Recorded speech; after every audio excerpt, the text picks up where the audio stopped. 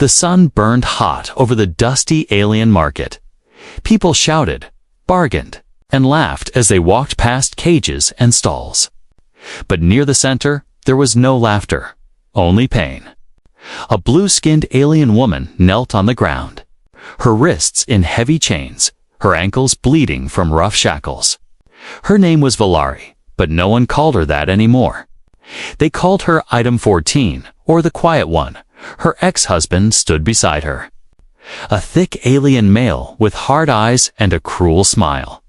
He held her chain like a leash, yanking it whenever she tried to move her head. "This one's been trained," he told the crowd, obedient. "Doesn't speak unless told." Some in the crowd laughed. Some looked away, some made bids. She stared at the ground. Not blinking, not speaking, not feeling. She had been sold before, many times, each time worse than the last, today. He was trying to sell her again. He needed money, and she was just. Something to trade. He pulled her up by the chain and forced her to stand. "Look at her body. Still good, still strong," he shouted. "Starting bid 10 credits," the crowd murmured. Some stepped forward. Others waited, at the edge of the market. A human man named Evan was fixing an old generator. His hands were dirty, his clothes simple. His toolbox beside him. He wasn't rich, he wasn't famous, but he had good eyes. And when he turned toward the noise, his eyes locked on her, the alien girl in chains. Her face was bruised, but her eyes were wide and full of something he couldn't name. Something broken, but still alive. Evan stood slowly, wiping his hands on a rag. He walked toward the crowd, not sure why, just knowing he had to see her up close. 15 credits, someone shouted. 17, another said. The ex-husband grinned. Now we're talking. Then a calm voice cut through the noise. 20, everyone turned. A human, poor-looking. Standing with a quiet strength, Valari didn't look up, but her chain shook slightly. The ex-husband squinted. "You? Human. You look like you can't afford oil for your tools." Evan didn't reply. He pulled out a small bag of credits and dropped it on the ground. "Paid in full," he said. "She comes with me." The crowd laughed. But the ex-husband grew nervous. Evan was known not for power, but for courage, for finishing what he started. He grumbled, took the credits, and tossed the chain toward Evan. "Fine, take her. She's broken anyway." The chain hit the ground beside Evan. He didn't pick it up. Instead, he stepped forward and removed it from her wrist himself. Valari flinched, her body expecting pain. But Evan didn't hurt her. He didn't even touch her again. He pulled a soft blanket from his pack and gently placed it around her shoulders. "You're safe now," he said softly. She still didn't look up. Her fingers gripped the blanket as if it might disappear. He offered his hand but didn't force it. And slowly, like a flower afraid to open, she reached for it. The market grew quiet as the two walked away, human and alien. Slave and stranger. No one spoke, no one stopped them. Evan didn't care about the looks or whispers. He just walked, her small hand in his, leading her away from the chains. Away from the cage she had lived in for far too long. They passed a merchant who said, "She'll run." "You know?" Evan looked at him calmly. "Then I'll find her again," he said, and again, until she believes she's free, that night. The stars over the mechanic's home were soft and silver. Valari sat on a clean floor, wrapped in a warm blanket. A bowl of soup, untouched in her lap. Evan didn't ask questions. He only said one thing before heading to his room.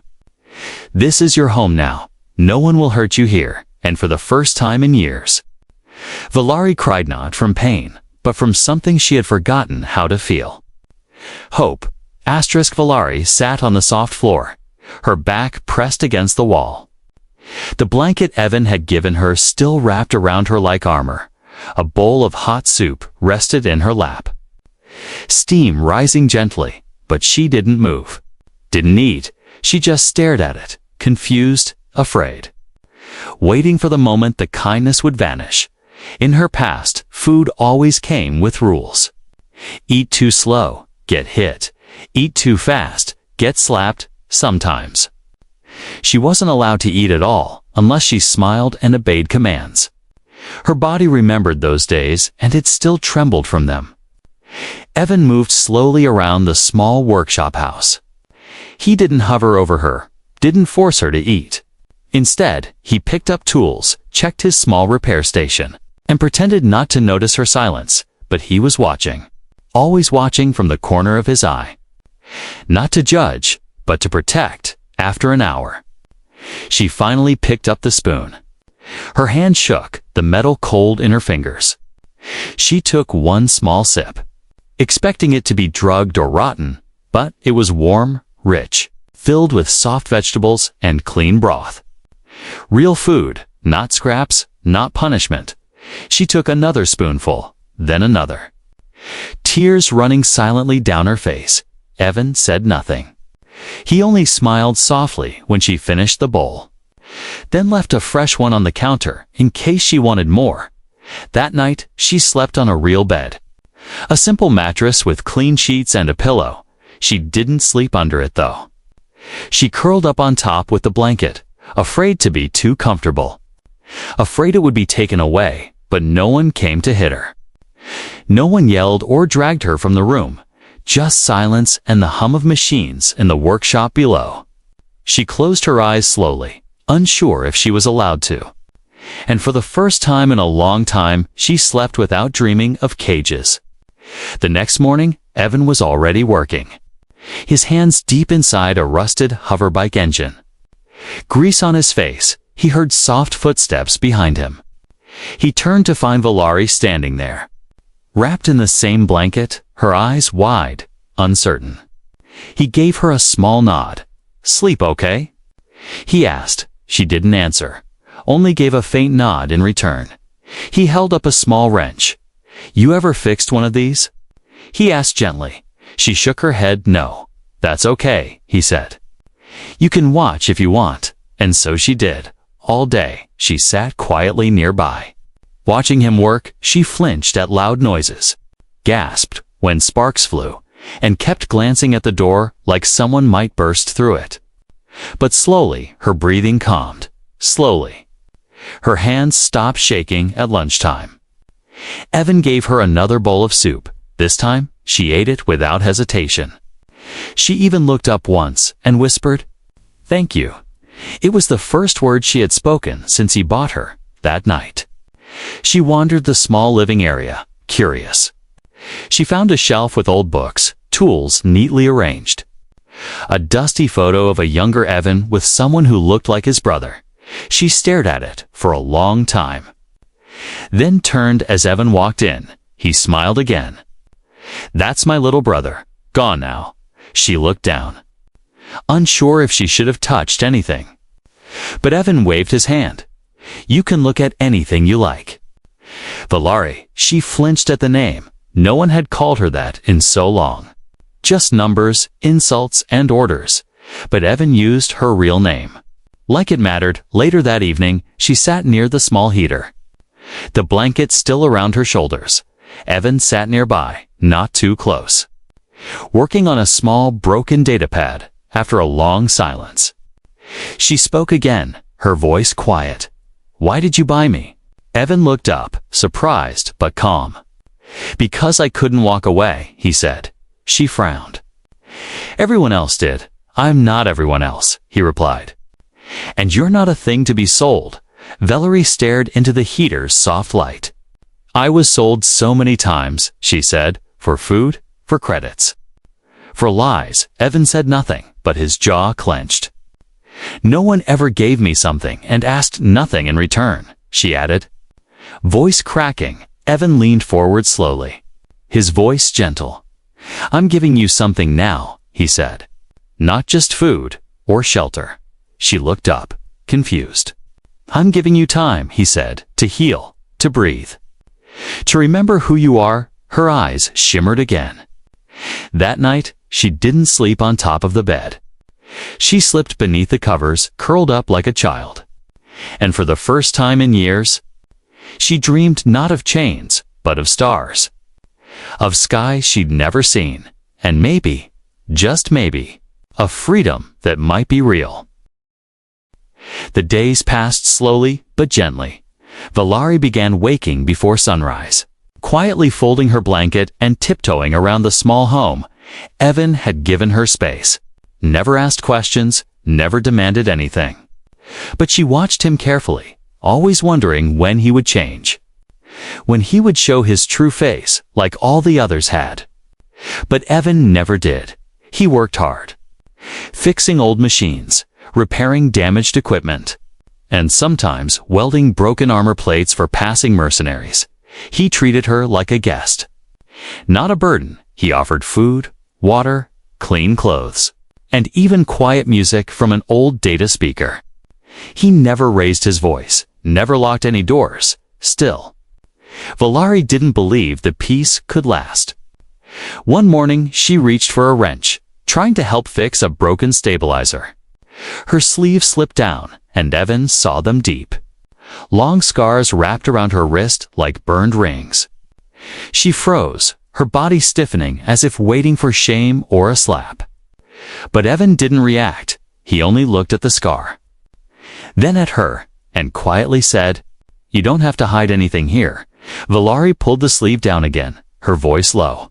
"They used to tighten the cuffs if I talked too much." Her eyes didn't meet his. "They said it would teach me silence." Evan put down the wrench and stepped back.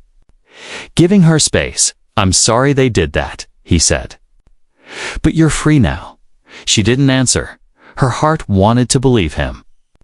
But her memories were like sharp knives, always cutting in the silence. Later that day, Valari swept the shop floor, humming a tune she barely remembered. A soft melody from childhood, before everything went dark. Evan noticed it and smiled. "You sing too?" he asked. She paused, suddenly quiet again. "I used to," she whispered, "before I lost my voice." "You didn't lose it," he said gently. They tried to bury it, but it's still there, that night. She sat by the window, looking at the stars. She touched her neck where a branding scar still burned faintly under her skin. It was her ex-husband's Marcus symbol of ownership burned into her when she was sold the first time. She had tried to scratch it off once, bleeding for hours, but it never left. She hated mirrors because of it. Hated herself even more. Evan noticed her staring, but said nothing. Instead, he pulled out a small metal case from under the counter. It was a laser etcher, something he used for personalizing ship panels. He placed it on the table between them and looked at her seriously. "If you ever want to cover that mark," he said, "I can help." Valari stared at the case, then at him. "You mean? Like a tattoo?" He nodded. "Something you choose, not what someone forced on you." Tears welled up in her eyes. No one had ever offered her a choice before, not once, even in small things. Her life had always been controlled: what she wore, what she ate, where she slept, and even when she could speak. Now someone was offering her freedom in her own skin. "I'll think about it," she said softly, voice shaking. Evan nodded and put the case away without pressure. The next morning, she found a small piece of cloth left on her bed. It was soft, a simple tunic made for comfort, not display. Beside it was a note in Evan's writing: "Wear what makes you feel like you." She held it tightly, pressing it against her chest. Then she changed and walked into the workshop with her head a little higher. That afternoon, a loud bang from outside made her jump. A worker had dropped a power cell on the concrete, and the sharp sound echoed like a whip crack. Valari dropped to the ground instinctively, covering her head, heart racing, breathing fast. Evan rushed over, but stopped a few feet away. "It's okay," he said softly. "It's just noise. No one's going to hurt you." She shook violently. Still crouched, he didn't try to touch her. Didn't pull her up, he just knelt beside her, his voice calm. "You're not there anymore, Valari. You're safe here. It's just a noise." Slowly. Her breathing steadied. She opened her eyes and saw his face, concerned. "Kind, never angry," she whispered. "I hate how broken I am." Evan shook his head. "You're not broken," he said. "You were hurt. There's a difference." That evening, she sat beside him at dinner, eating quietly. Then, out of nowhere, she looked up and said, "I want a new name." Evan blinked. Surprised, she took a breath, not to replace Valari, but something only you use, just between us. He smiled gently. "How about Starling?" he asked. "It's a small bird from my home planet, not very strong, but it sings like no other." Valari smiled for the first time. Not a nervous twitch, but a real, soft smile. "I like that," she whispered. And that night, when Evan passed by her door and said softly, "Good night," Starling, her heart beat differently for the first time. Like it wasn't afraid. The sun was soft that morning. Golden light filtered through the workshop windows as Valari stood near the shelf. Wiping dust from old tools, she moved slowly, her touch gentle, her body more relaxed than it had ever been for the first time in years. She was not afraid of waking up for the first time. She felt something like peace. Evan was nearby, working on a solar charger. He glanced up now and then, offering her a smile or a quiet joke. She smiled back, still shy but no longer shrinking. She had stopped flinching at every sound. She had begun to hum softly while she worked. And she had started to believe just a little that maybe she belonged here. But peace, it seemed, never lasted long that afternoon. A sleek black vehicle rolled into the edge of the town. The kind of vehicle that didn't belong in a humble mechanic's village. Its surface shimmered like oil, its windows tinted black. And inside it sat a man who knew exactly who he was looking for. Valeri's ex-husband, his name was Corin. And his eyes were colder than the steel he used to chain her. He had heard rumors a runaway slave girl seen with a human mechanic. He thought she was dead, but now he wanted her back. Not out of love, not even for money, but because she belonged to him. And he hated losing. Valari didn't see the car. She didn't hear his name whispered among the local traders. But Evan did. One of the market vendors walked into the workshop. Sweating nervously, "Evan," he said, "there's someone asking around." Big guy, sharp suit, scars on his arms. He's showing her picture. Evan's heart dropped. "Where is he now?" he asked. "Down at the supply post, but he's heading this way," the man said. Then quickly left. Not wanting trouble, Evan turned toward Valari, who was fixing wires, her expression calm. He didn't want to break her again, didn't want to see fear return to those soft eyes. "But he had no choice, Valari," he said gently. "We need to talk." They sat inside, away from the window. She listened quietly as Evan explained, his voice steady but serious. She didn't cry, didn't panic. She just went still. "He found me," she whispered. Her voice was flat, emotionless. Not because she didn't feel anything, but because she felt too much. "I'll take you away," Evan said quickly. "I have a ship in storage. Half broken, but it'll fly. We can be gone before nightfall." Valari looked at him slowly, her eyes full of ghosts. "You don't have to do this," she said. "He'll hurt you too." Evan leaned forward. "Let him try," he said. "I'd rather die than let him put his hands on you again." They packed fast. Valari moved like she had done it 100 times before.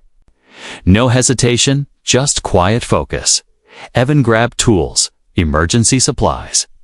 A half map from a drawer. By sundown, they had reached the old landing pad hidden behind the hill. An ancient cargo ship sat there, rusted but alive. Its name, Second Chance, faded but still visible on the side. Valari stared at it, heart pounding. She hadn't been on a ship since she was dragged in chains across the stars. Now she would leave by choice, but just as they powered up the engine. They heard it, the hum of another ship, low and angry, growing louder. Corin had followed them. He landed just across the ridge. Stepping out in polished boots, his face twisted in a cruel smile. "I knew you were hiding her." "Human!" he shouted across the field. "She's mine. Always has been." Valari trembled, her fingers gripping the doorframe of the ship. Her body remembered the pain, the cuffs, the collar. But Evan stepped in front of her, blocking Corin's view. "She's not yours," Evan said. "She never was," Corin laughed, raising a blaster. "You think I won't shoot you for a piece of trash like her?" But before he could fire, Valari stepped forward. Her voice rang out, clear and sharp. "No," she said. "I am not trash. You don't own me." Corin blinked, surprised to hear her speak so boldly. She held up her armwear, her brand used to burn, and tore the sleeve back to show it had been covered by a tattoo. A starburst bright, strong, permanent. "She belongs to no one," Evan added. His blaster now raised. "Walk away for a moment." Silence filled the air. Then Corin lowered his weapon. His smile faded. He didn't like losing, but something in Valari's eyes told him this time.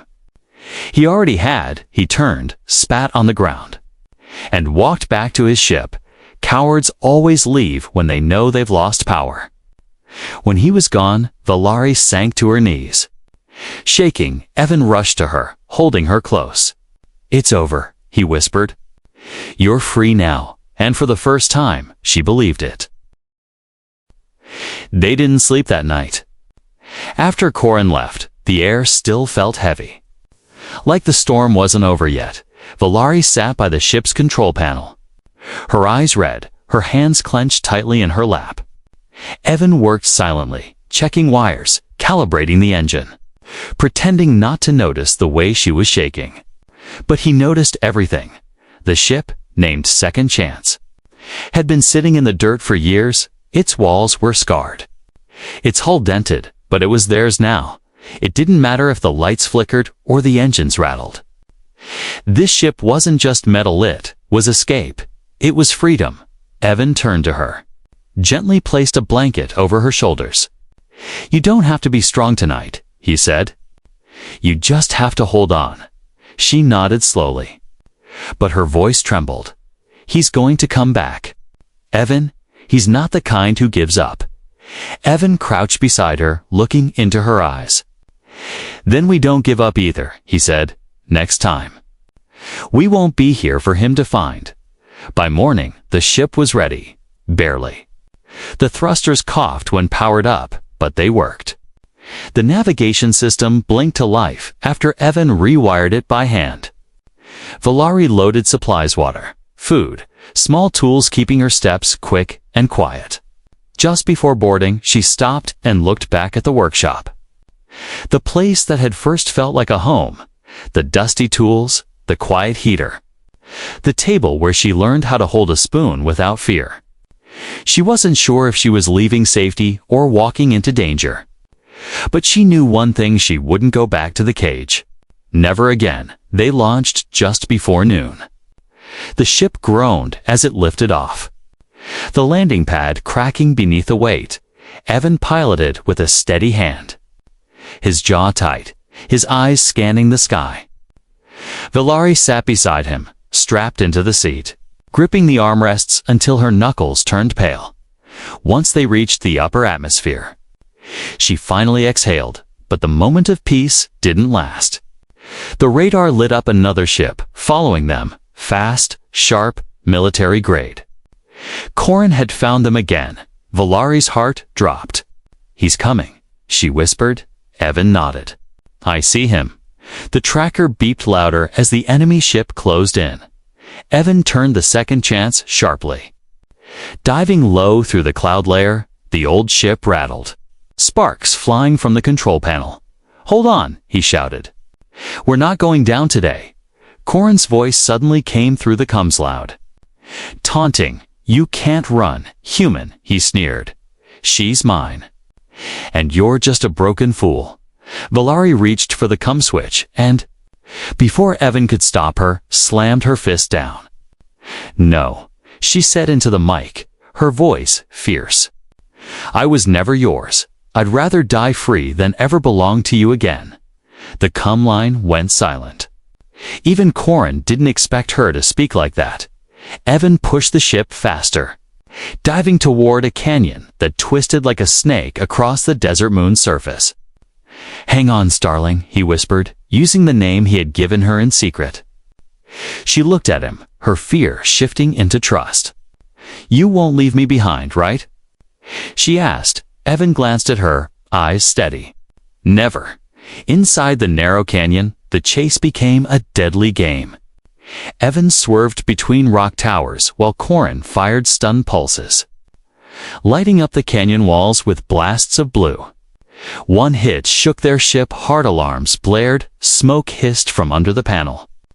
But Evan gritted his teeth, refusing to slow down. Valari climbed out of her seat and reached the emergency repair console. Wires sparked in her hands. But she didn't stop. Her fingers bled, but she didn't cry. For the first time in her life, she was fighting back. I rerouted power, she said, breathless. We have enough boost for one more turn. Evan smiled. Good girl, he yanked the controls, sending the ship through a narrow tunnel in the canyon wall. Corin followed, but didn't see the rock outcrop until it was too late. His ship scraped the edge, spun out of control, and crashed into the canyon floor with a deafening blast. Evan and Valari shot out of the canyon into the open sky. Smoke behind them, freedom ahead. Silence returned as they cleared orbit. Valari collapsed into the co-pilot seat, her hands shaking, her face pale. But she was smiling, a real smile. We did it, she whispered. I can't believe we did it. Evan leaned back in his chair. Breathing hard, he looked over at her. You didn't run, he said softly. You fought. She turned her face toward him, eyes full of emotion.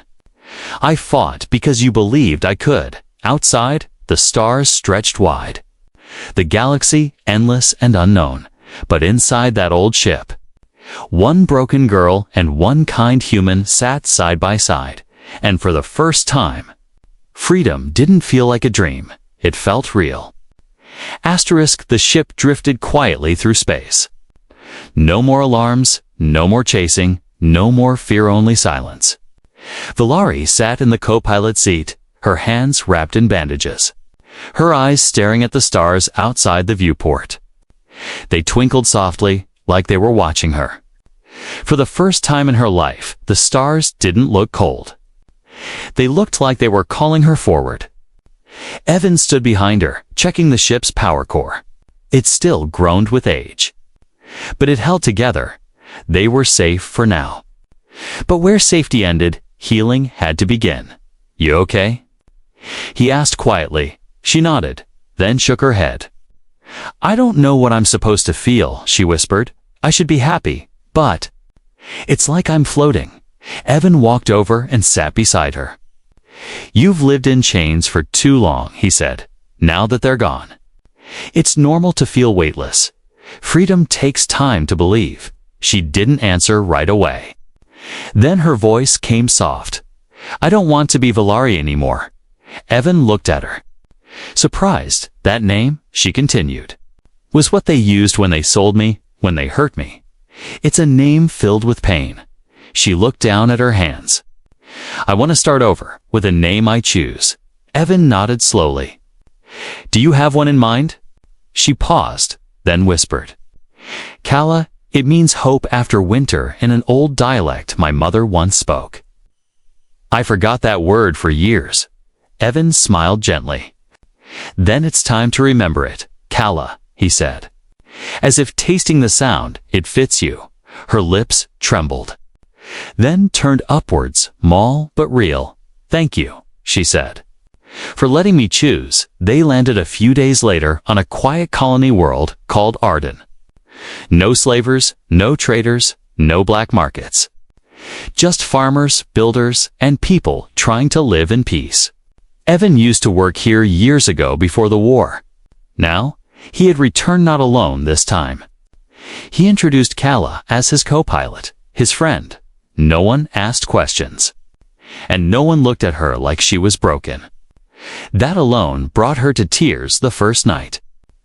Evan found them a small cottage near the edge of the settlement. It was simple stone walls, solar roof. A garden half grown with weeds, but it was theirs, and for Kala. It was the first real home she could remember.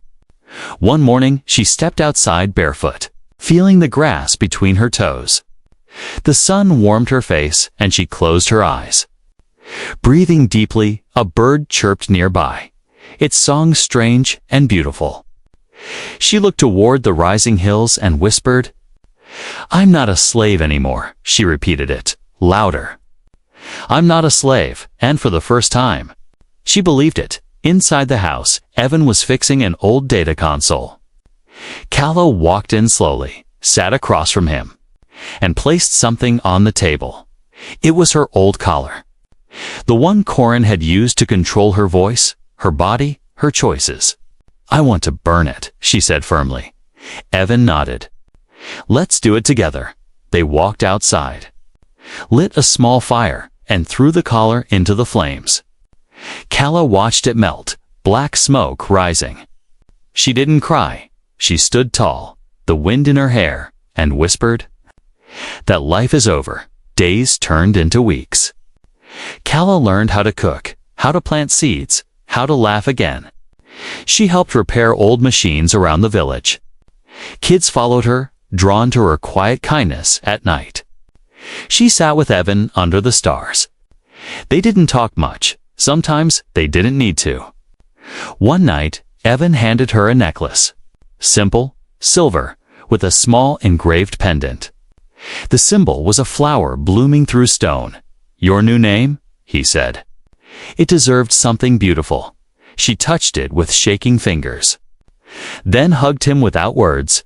Tears fell silently, not from pain, but from being seen, truly seen, for the first time. But peace was not eternal. One afternoon, a merchant ship arrived on Arden. Among the crew was a man who recognized her, not a slaver, but someone from Corin's past. He didn't say her name, but his eyes lingered too long. He stared too hard. Kala noticed her heart beat faster, her palms sweaty. She told Evan everything, and he nodded, calm but serious. "We may have burned the collar," he said, "but we're not done burning the past." He began preparing the ship again.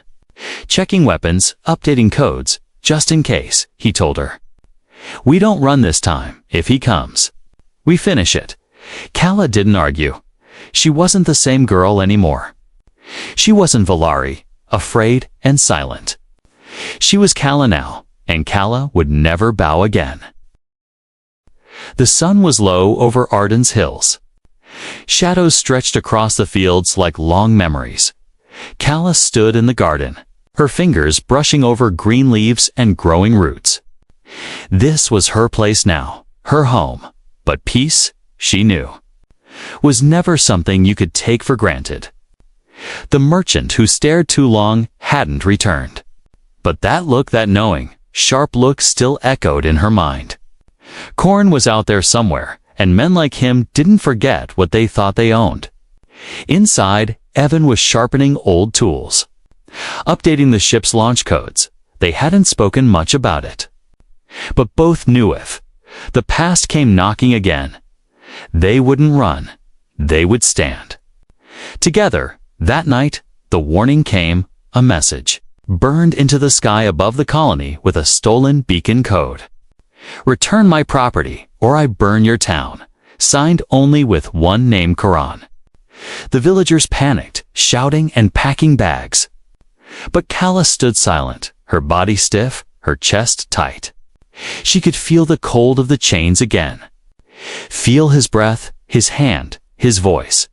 But then, she heard Evan. "You're not property," he said. Standing beside her, "You're not what he made you." She looked up at him. Eyes wet but blazing. "Then let's end it," she whispered. "I don't want to run anymore." The colony leaders met that night. Arguing, some wanted to send her away to protect the village. Others said they should hand her over, say nothing. Let Corin take her. "She's not even one of us," someone shouted. "She's the reason he's coming." But then Evan stood up. "She's the reason I stayed," he said, voice loud and clear. "She saved me just as much as I saved her. She worked this land, helped your machines, comforted your children. She's not a burden. She's our hope, then." To everyone's surprise, Kala stood beside him. Her voice shook, but never broke. "I was sold, beaten, branded, and left to die, but I am not anyone's property, and if Corin wants to take me back, he'll have to go through all of me this time." A long silence filled the room. Then, one by one, heads nodded. They would fight, not for war, but for something even greater dignity. The next day, Corin arrived. His ship thundered into the field, sleek and black with golden weapons gleaming in the sun. He stepped out in fine clothes, flanked by mercenaries. His voice was calm, cruel, controlled. "I'm only here for what belongs to me," he said, pointing at Kala. "I won't ask twice." Kala walked forward slowly. She wasn't shaking now. Her eyes were firm, her hands steady. "No," she said clearly. "I don't belong to you." Corin's eyes narrowed. "You think this village can protect you? You think that man beside you loves you?" He turned to Evan, sneering. "She's used," he spat, "scarred, damaged, broken. You could have any woman, and you choose this." Evan stepped forward, his voice steel. "I don't want someone perfect," he said. "I want her." Corin laughed, lifting his blaster. "Then you can die with her." But before he could fire, the colony guards raised their rifles. Dozens of hands pointed back at him. People he had never seen before. Men, women, even children stood ready. Corin hesitated. His smirk cracked. He wasn't used to being outnumbered. Outloved, Kala stepped in front of Evan. "No more running," she whispered. "No more hiding." Then she raised her arm and showed the pendant Evan gave her. The flower blooming through stone. "This is who I am now," she said. "Not your slave," Corin snarled and tried to fire. But Evan was faster. One clean shot to the arm. Corin dropped his weapon and fell to his knees. Howling in pain, no one moved to help him. Not his mercenaries, not the villagers, not the stars above. He was alone, and for once, she wasn't. Later, as guards took Corin away in cuffs, Kala stood on the hill with Evan, watching the ship disappear into the clouds. Her hand rested gently in his. She didn't speak, not at first. Then she turned to him and said, "You didn't buy me, you never tried to fix me, you just loved me." Evan smiled softly. "I didn't save you, Kala," he whispered. "You saved yourself." She leaned against his shoulder, her eyes closing for a moment. "Do you think it's okay now?" she asked, to finally feel free. Evan looked up at the open sky. "Yes," he said. "It's more than okay." And as the stars blinked softly overhead, a girl once chained, once sold, once broken, now stood tall beside the only man who had ever seen her as more. Not because of what she had been, but because of what she had become. Kala, loved, alive, and finally, free.